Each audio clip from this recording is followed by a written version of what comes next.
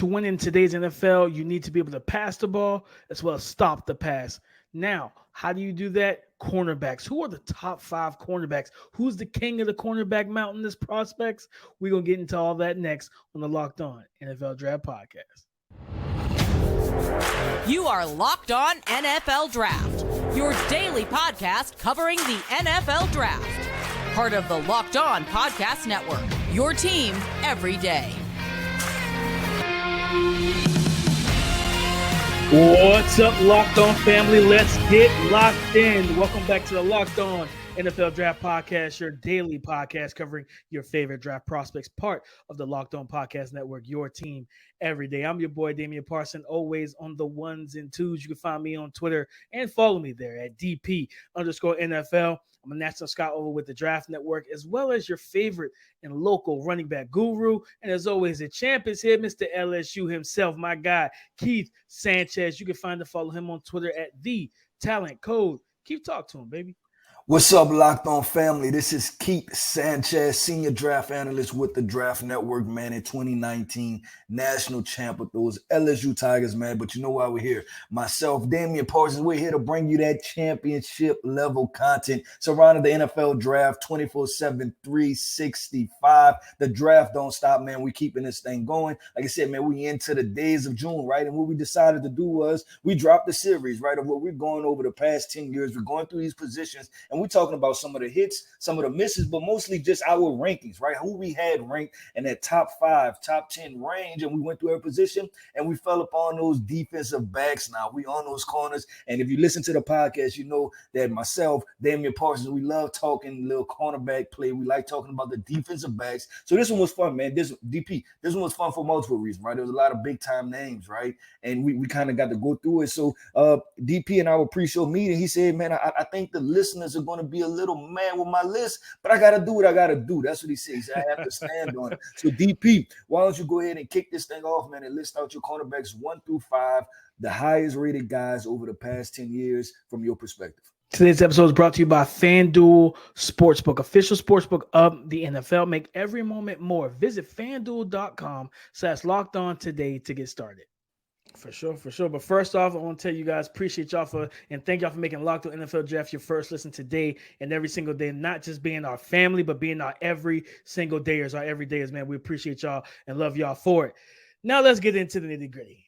Top 5 cornerbacks of the last 10 years. At number 1, I have the man himself, Jalen Ramsey. At number 2, I have Patrick Surtain the second, PS2. Number 3, Derek Stingley Jr. Number 4, Marshawn Lattimore. And at number 5, I have Sauce Gardner. Wow. Okay. And the crazy part is that people, if they mad with you, they mad with me because my list looks awfully similar. Okay. Like really similar. Jalen Ramsey at 1, Derek Stingley at 2, Patrick Surtain at 3, Marlon Humphrey at 4, and Marshawn Lattimore at 5. That's what I say. Our list is we had Jalen Ramsey at 1. We both did that. Then we swapped the Derek Stingley, Patrick Surtain situation, and I think we swapped the Marshawn Lattimore. Then I'm not sure if you had Marlon Humphrey in there. I did not. I did not. I left Marlon Humphrey off, which was tough because I really like his game. I put Sauce. So I see that Sauce is off of your list. Yeah, I'm surprised you had Sauce on your list. I didn't know you was a Sauce guy. We got to talk about this. You a Sauce Gardner guy. I got to show Sauce his love, right? I can't get lost in the Sauce. I got to show him his love, though, right? I feel like the national media has gotten lost in the Sauce. I'm not head over heels, but in terms of what he did at Cincinnati, I mean, he was an absolute stud, right? Like, you know what I mean? The length, the zone ability, willing tackler, he did everything, right? I think the reason why he was 5th on my list, I know some people, again, we're talking about his prospects. Now, people look at the numbers and say, Keith, DP, like nobody threw at him. Well, there's a reason for that. There's more than one reason for that. He was really good in coverage, so that's the number one reason. Number 2, I mean, what receivers was he facing? You know what I mean? I'm going to be completely honest. Like, those guys I listed, Jalen Ramsey tested. Patrick Surtain tested. Derek Stingley tested. Marshawn Lattimore tested. All these guys, playing where they played, they were tested, like in more than one way. So I like Sauce. I don't like. I don't love him, and it was tough because I thought about guys like Denzel Ward, Jair Alexander, Marlon Humphrey. I was struggling with that, Keith. Like Sauce made it like it was a 4th and 1 with 1 second left on the clock. That's how close it was.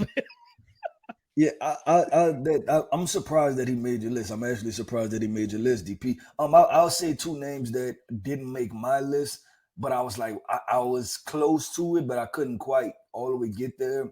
And that was Jeffrey Okudah, and that was J.C. Horn. I remember liking Jeffrey Okudah a lot. I think this was just a matter of rankings, right? Because if I had a top 7, Jeffrey Okudah would have made it.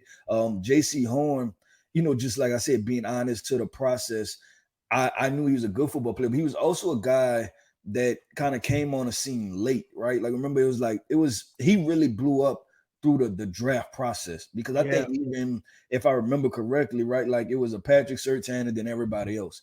And then as the draft got closer, and I think J.C. Horn probably tested better, you know what I'm saying?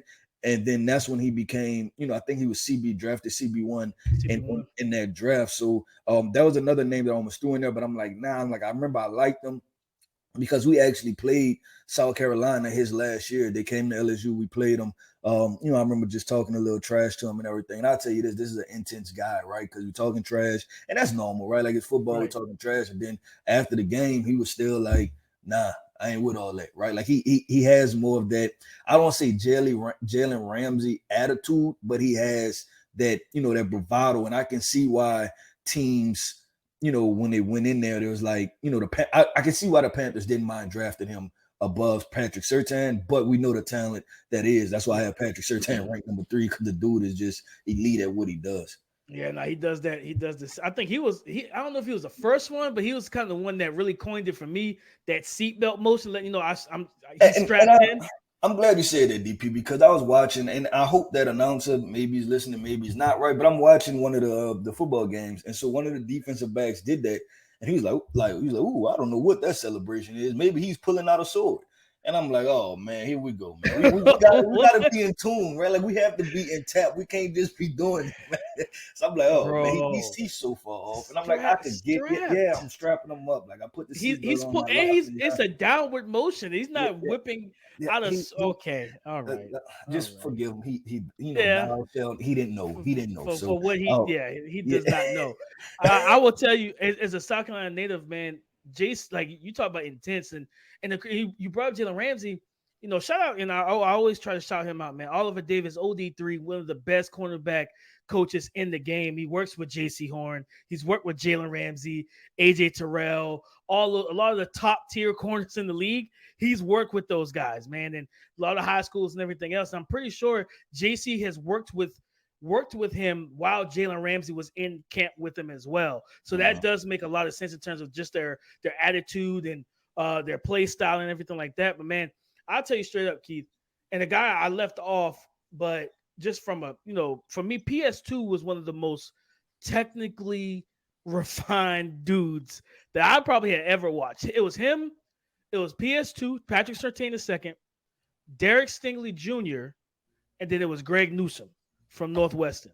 Which shout out Northwestern. He's another guy that I left off my list. He's another guy I left off my list that was really close to getting on. He should have been the Arizona Cardinals, but they took another darn linebacker, and then they didn't have a corner for the next 4 years. But nonetheless, that's just bad drafting. But like that's where it was for me. It's like, man, I remember watching PS2, and he struggled kind of early in his career, but man, once he got himself like really into his game and into his bag, like people, and the crazy thing about it, I think like you talked about with J.C. Horn, I think he tested better than Patrick Surtain, so people felt like Patrick Surtain wasn't that fast. But you rarely saw Patrick Surtain get beat over the top. So it's like, if it's not on tape, I'm not going to question it, right? Like, if he's not losing to SEC explosive receivers, like, down the field like that, then why am I going to question it? I don't care what he runs in the 40. Can you stay stride for stride, step for step in a real live game? And soft press, physical press, cover 3, cover 2, cover 4. He could do all of that stuff, man. He was just a complete dude. And then again, you talk about what he did in the league. You wonder if he could run. I watched him run stride for stride with Tyreek Hill down the sideline. Right. You know what I mean? And not even giving up anything. Yeah, no, and you talk about, because everybody with corners, right, and they say, hey, man, does he have makeup speed? And he was like, well, you know what? If you don't mess up, you don't need to make nothing up, right? Like when you in school, you have a makeup test, that usually means because you missed the test, right? You So don't miss failed. this guy in press coverage. You know what I'm saying? Like, do what you have to do. So, like, Facts. I agree with your point with Patrick Surtain, but DP, there's a deeper conversation around these corners, right, man? Because we're starting to see more. I would say it's probably more of a trend with these 6'1", 6'2", 6'3" guys, long, have these long limbs and things like that. Whether it's your Sauce Gardner who made your list, whether it's Tariq Woolen, whether it's Julius Brents, of recent, right, that are coming into the NFL and making high impact plays, but they're more zone defenders. So we're going to get into this conversation of man corners versus zone corners and which one will we prefer, which one do we rather. We have this really dope conversation about cornerbacks because I think that we too often are thrown in a bucket of just corners, right? And do they run fast versus what's their best skill set. So let's get into this man coverage versus zone coverage conversation surrounding these corners. Baseball season is in fullest. Dang it. Baseball season is in full swing, and there's no better place to get in on the action than FanDuel, which is America's #1 sportsbook. Because, guys, listen to me right now. New customers get a no-sweat first bet up to $1,000. I don't think you heard me correctly, so let me repeat myself. New customers get a no-sweat first bet up to $1,000. That's $1,000 back in bonus bets if your first bet doesn't win. What do you need to do? Just go to FanDuel.com/lockedon to join today. Now, if you're a Marlins fan, if you are a Orioles fan, a Braves fan, if you're a Mets or a Yankees fan, whatever team you root for or root against, you can bet on those teams or bet against those teams. Whatever you want to do, FanDuel will allow you to do it. So what do you need to do? Simple.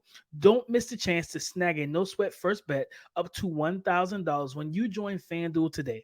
Just go to FanDuel.com/lockedon to sign up because FanDuel is the official partner of Major League Baseball. We could. This is. I mean, for those who listen to us during the draft cycle, this could have been the this or that segment. You know what I mean? Zone or man coverage because it's such an interesting, in-depth discussion. I can tell you personally, for me, I like to play man. Like, you know what I mean? I like to play man. I want guys that can reroute, throw off timing, be physical when necessary, but be in the hip pocket. Where to me, zone, while it shout out to Stephon Gilmore. I remember he took a jab. Well, I think him and Ramsey were going back and forth a couple of years ago when Ramsey was still in Jacksonville and Gilmore got to New England. And Gilmore said, they had some discourse going on around coverage. Gilmore said, well, it takes a lot less effort to play zone coverage than it does to play man. And that's a 100% fact. Like when you're playing cover 3, you typically got one job, deep thirds. When you're playing man-to-man and you're tasked like the direct – always goes back to that Darrelle Revis, Richard Sherman conversation, Keith. And I always lead on Revis, the island, the guy that could travel anywhere and take the island with him, right? And it's interesting. So for me, it's always going to be man coverage for me and my preference. What say you, though? Yeah, I'm going to lean man, right? It's really, and this is, you say it, and I always think about it from a defensive coordinator perspective, right? When I play man, there are two things that do.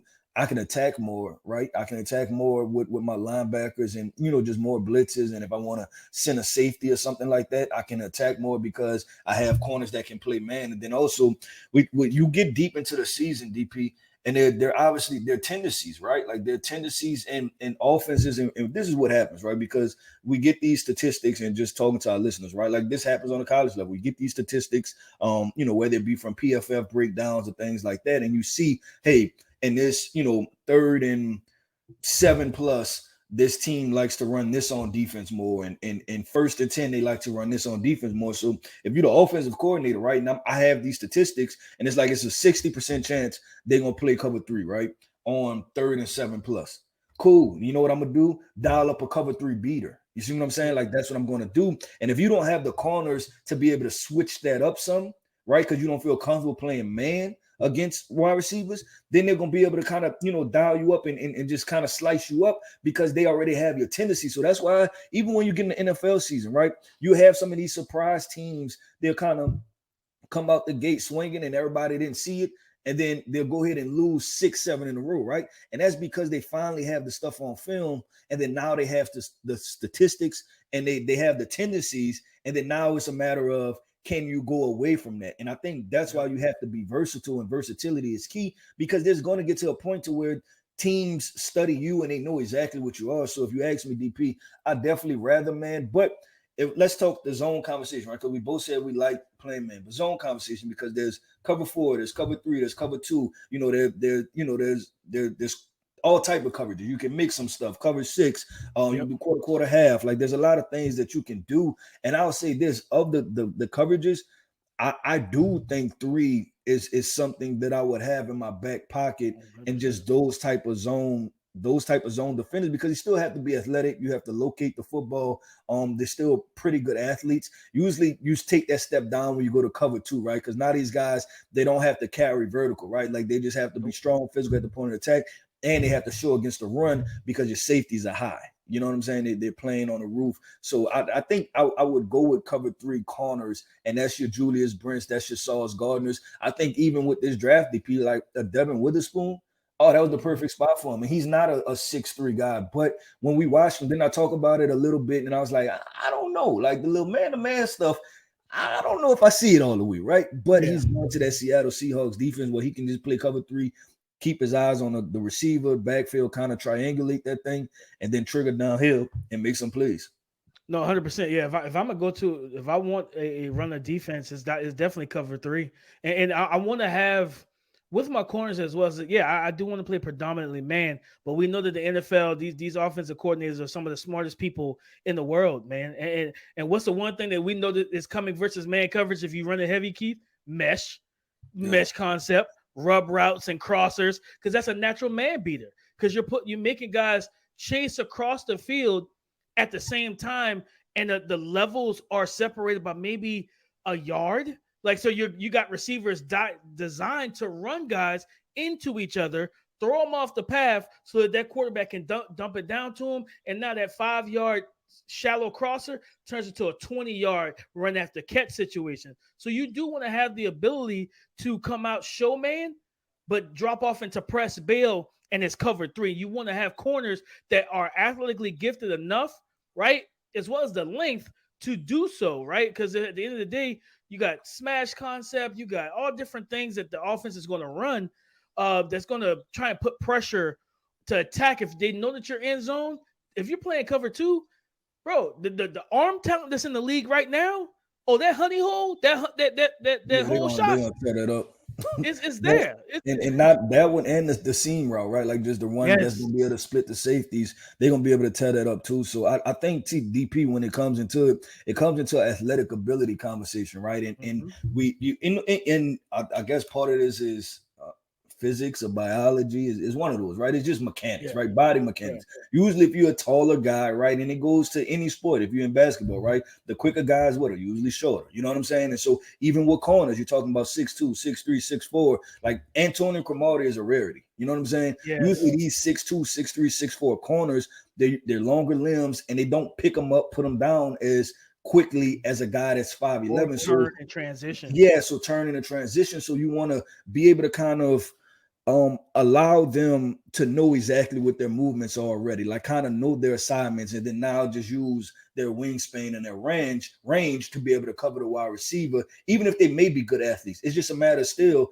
like if you're talking about covering Antonio Brown back in the day, right? You don't know which way this guy is going. When you're playing cover 3, you know, okay, I got to cover the thirds, and then if it's any type of comeback route, I have to be in the vicinity to make a play. But if he breaks inside and he gains separation because he's quicker than me, I don't have to be right on his tail hip, just to be able to cover. And can I give a shout out to one other corner, DP, somebody that plays hell of a lot of football, plays a high level, Tre'Davious White. And not just because he's an LSU guy, but just he's one of the better corners in the league. And when I was just thinking about playing multiple positions and, cover 3 versus man and stuff, he's definitely a guy that came to my name as far as the thing with Sauce and Tariq, well, for me, I feel like Tariq is, out of the two, I actually feel Tariq moves better than Sauce does in terms of his lower body movement. Now, so a lot of that comes from playing.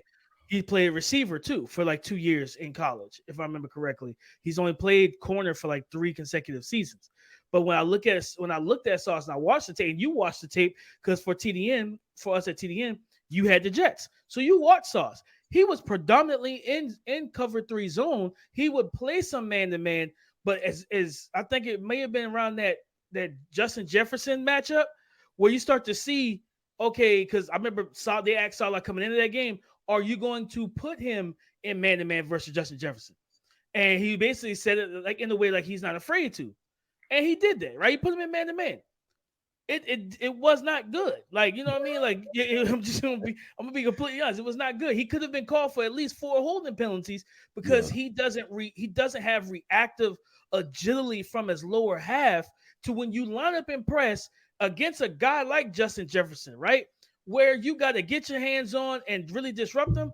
And he gives you the speed release, the shuffles, the multiple steps, and then break back across your face. Now your hips are one way, your gates open, but your upper body's this way. So you all discombobulated because he's about to go vertical. So what you do, you grab. And that was the big thing is like with Sauce's in-man coverage, he's very, very grabby. Chase Claypool, same thing. He tried to get up on the line, and that's where it's a different animal because Chase is a big body guy. Chase like, bro, you're not strong enough to be here boxing with me, so that's cool. I'm gonna throw you off, and that's what he did. He got beat deep, but he started grabbing. So it's those type of things that if he's going to play man, you got to limit the reps to me, and it's all about matchup base. I don't want him on specific guys in man coverage because it just doesn't fit what he's good at. Yeah, I would say this too, and getting in wrapping up this part of the conversation, the man versus zone. I hate to say it because it sounds like you're knocking one thing or another, right? But right. I think the overwhelming kind of consensus is that it's easier to play in a zone scheme if you're a cornerback. Like it's easier on your athletic ability, right? It doesn't require you as much from an athleticism perspective to play that. And then that brings on, and we'll have this fun conversation and come draft time and draft season, right? How high do you draft zone corners? You know what I'm saying? Because one of my biggest things was, hey, like, because there appears to be more 6'2", 6'3" corners that are just not that fast, but they play well in this cover 3 scheme. So it's like, do I need to value a guy in the top 10 like the New York Jets taking Sauce Gardner when you can get a Tariq Woolen in round 6, or Julius Brents from the Indianapolis Colts? You know what I'm saying? I think he went in round 2, and there's a list. Like even this, but then you look at it, right? The Seattle Seahawks did the exact opposite thing of what they did the year before, because now they've taken Devin Witherspoon in the top 10 to put him in the cover 3 scheme. So I think regardless, DP, I think it's going to be a fun conversation. But hey, we talked about, top 5 corners. We talked about man versus zone, but there's one other position out there, DP, that has, when we talking about exploded in popularity just because people want to consistently talk about it. That's the nickel position, right? Just like the slot wide receiver position has grown in popularity, the nickel cornerback position, the guys that are responsible for covering those slot wide receivers, has grown in popularity. And we just want to talk about the importance of it. What are some of the skill sets we look for and some of the guys that do it best in the NFL. So coming up next, man, we get into that nickel cornerback position.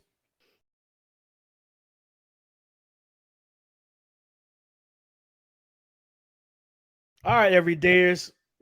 Thank y'all for making Locked On NFL Draft your first listen today and every day, Monday through Friday. We appreciate y'all. But this is the importance of the nickel cornerback, Keith.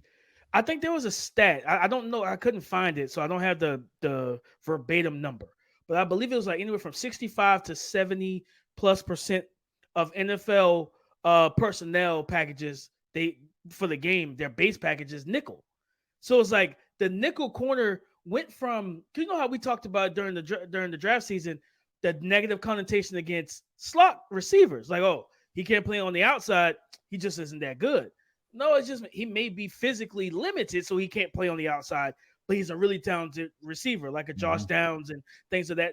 Those really explosive slot receivers and those route runners. It's the same thing with the nickel corner. If you watch a guy play and it's like, okay, yeah, he's really good, but I think he's a nickel, people immediately think, well, I don't want him. It's like, but you should, because if you got 2 good outside corners, you need somebody that can, like with the Devin Witherspoon thing, when we had that discourse, you was like, man, like I love his tackling and everything. I do have some concerns with him in man-to-man. And I'm like, and then he goes to Seattle. It's like, well, they got Tariq, they got Kobe Bryant. If they want to, they could throw him in the nickel, because his run defense, being a force player off the edge, is going to really help them in that situation. And truthfully, Keith, to play nickel, you kind of got to be willing to get dirty and help in the run game. Yeah, no, it's definitely an important position, and it's because the offense is going to dictate it. And I just want to, you just putting these simple pieces together, and because I just try to talk to our listeners, right, and just how this thing comes together as far as the steps, right, to the actual like play being called and how the football game goes, right, and it's just simply boom during the week. It's like, okay, cool, like if I'm I'm at LSU and I'm a defensive coordinator, I'm like, okay, how much do they run?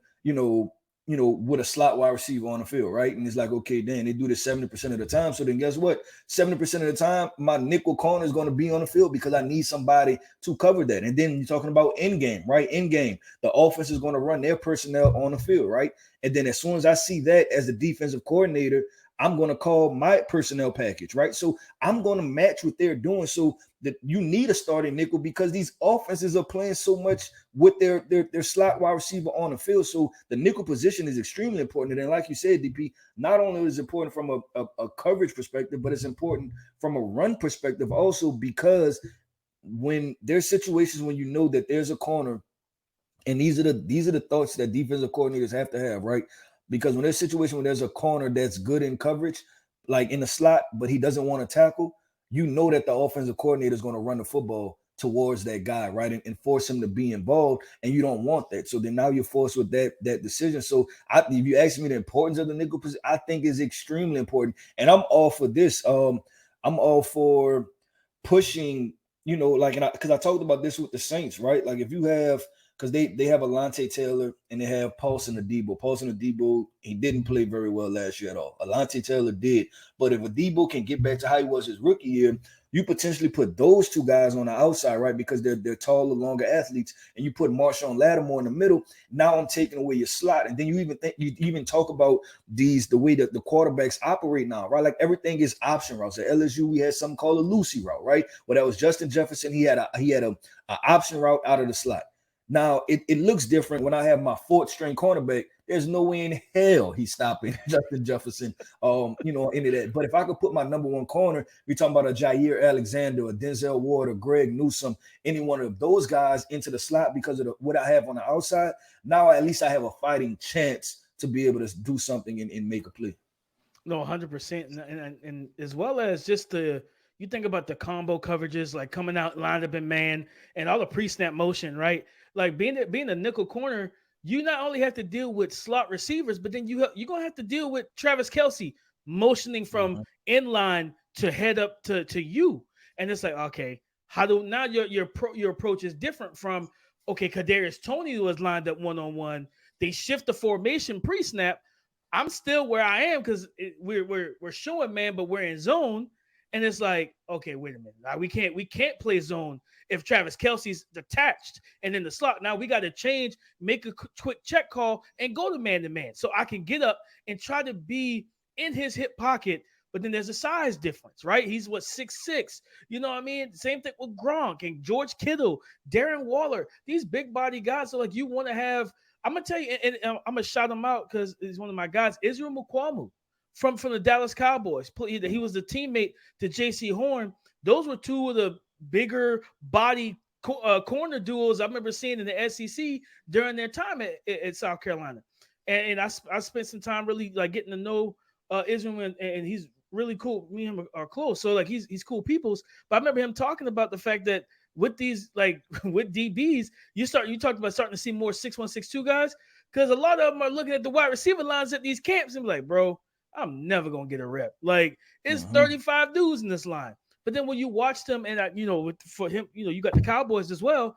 Late in the season, I can't remember which game it might have been. I don't know if it was Philly or Washington. They started playing him more. And for a 6'4", 6'5" corner who played some safety for them early on, like he walked up into the slot and held himself very strong against quick, shifty receivers. So you think about if he can carve out that role, then when you do see a Logan Thomas in the slot from Washington, right? A Dallas Goedert in the slot from Philly, you're very comfortable because you got a guy with the height, weight, speed, and arm length and wingspan that can match up well, not just against receivers, but against these big essentially receivers themselves as these tight ends. So the nickel corner position is so important, man, because you need it for so many different reasons. You need it against the run. You need it for zone coverage. You need it for man. You need somebody that can come in and be closer to the line of scrimmage and closer to the action. And even if you're not the best tackle, we're not telling you got to be Devin Witherspoon, but just don't be horrible at it.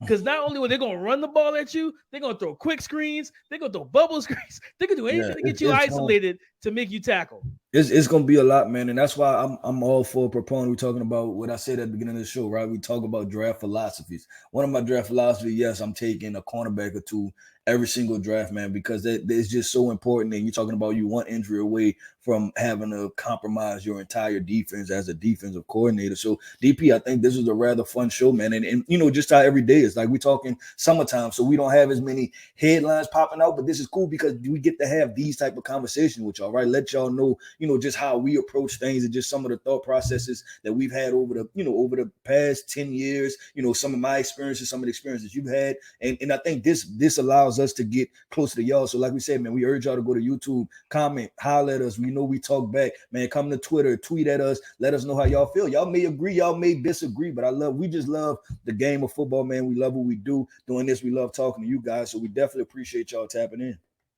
Now, 100%. And as always, man, listen. Oh, yeah. Also, in the YouTube comments, drop your top 5 cornerbacks, too, over the last decade. You know, if you didn't like our list, drop what you got so then we can critique what you say. You know what I mean? So we can keep this thing even street. We can keep it an even street, baby. But as always, guys, we thank y'all so much, man. Go subscribe and follow for free on YouTube or wherever you listen to podcasts to get the latest episode as soon as it's available. You know what I'm saying? You know, thank y'all for making Locked On NFL Draft your first listen today and every single day, for being our family and our every single day is. Come back tomorrow, guys. We're going to really, because we're about to start ramping up, Keith. Like, we got, you know, training camp start, you know, rookie training camps about to kick off in the next week or two. So we got a lot coming up, man. So we're going to start getting into all of that. Scouting Notebook series is about to come out where we kind of get into some of these prospects we've watched, things of that nature. So, you know, pop back in with us tomorrow, guys. But in terms of Twitter, you can find Keith Sanchez and you can follow him there at The Talent Code. Me, Damian Parson. Find and follow me at DP_NFL. Come and join the conversation again tomorrow on the Locked On Podcast Network. Your team every day.